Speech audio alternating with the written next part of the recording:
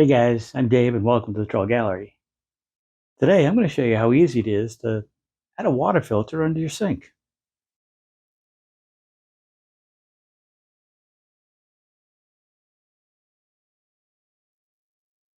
The folks over at Epic Water Filters sent over one of their units and asked me to show you how easy they are to install.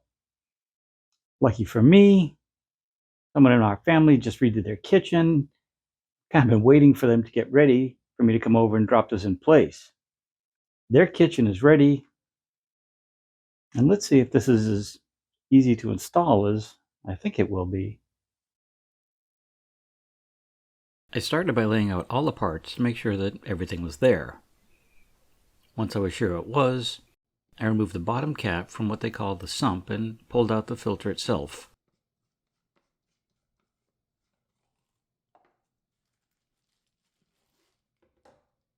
The plastic package was removed, and then the filter was returned to the sump.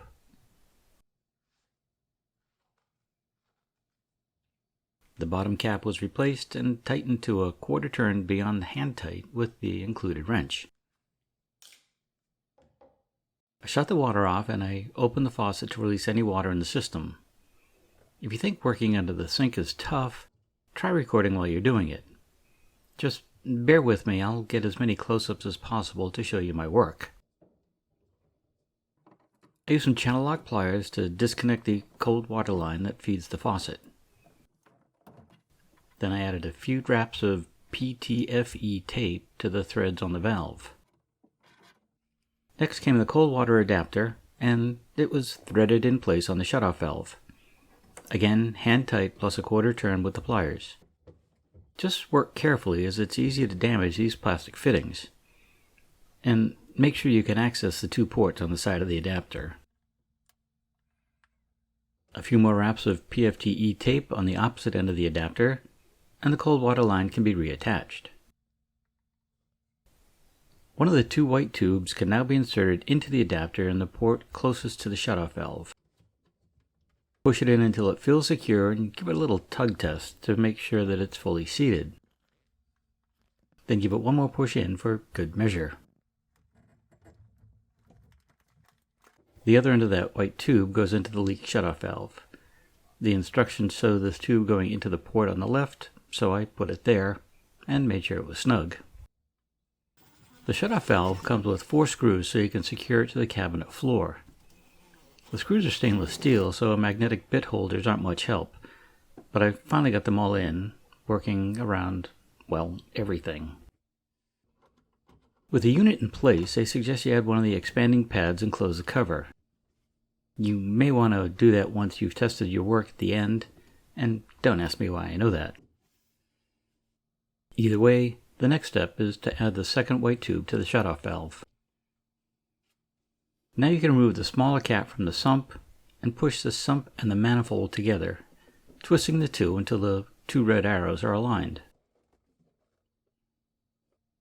The instructions mention removing the locking collet clips, but mine were packed separately. Take the white tube and plug it into the inlet side of the manifold. Then plug the blue tube into the outlet side.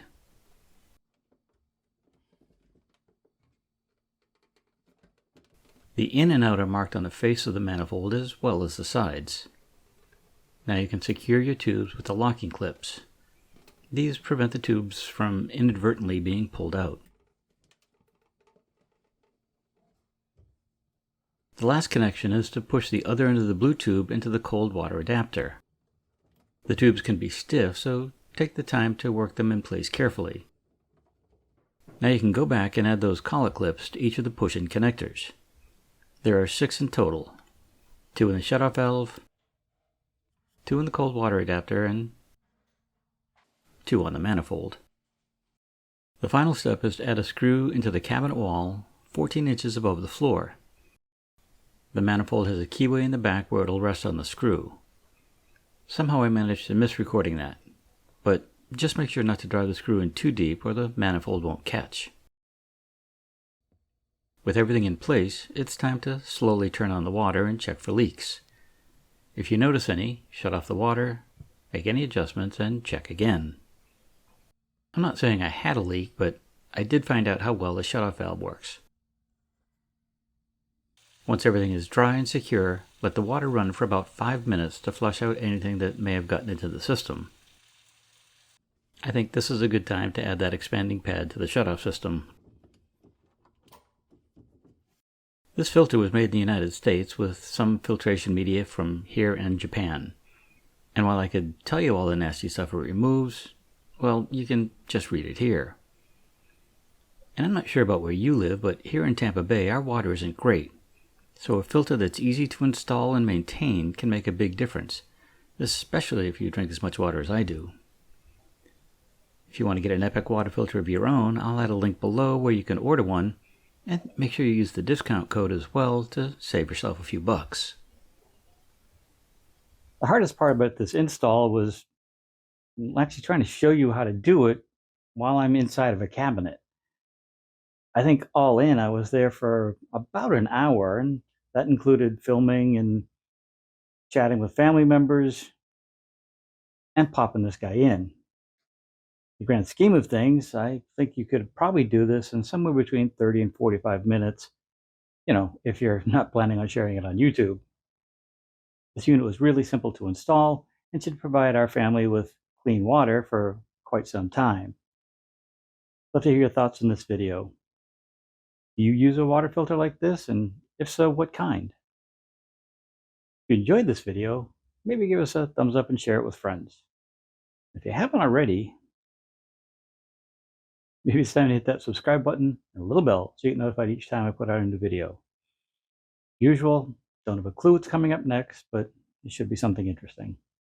So until then, have a great day, stay safe, and we'll see you soon. Bye.